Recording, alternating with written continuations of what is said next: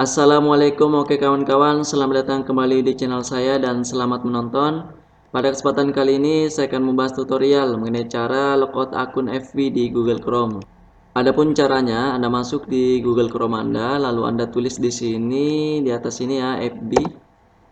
Setelah itu Anda masuk di website resmi facebook.com.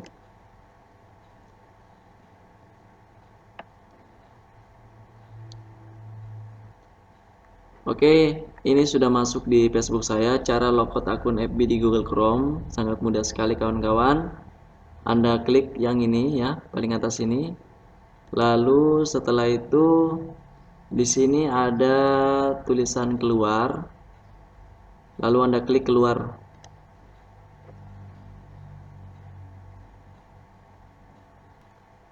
Oke, ini Facebook saya sudah keluar ya dari Google Chrome dan sudah berhasil.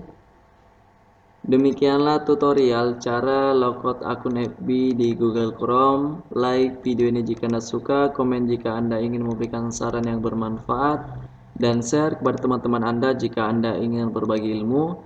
Saya akhiri, wassalamualaikum, sampai jumpa pada video berikutnya.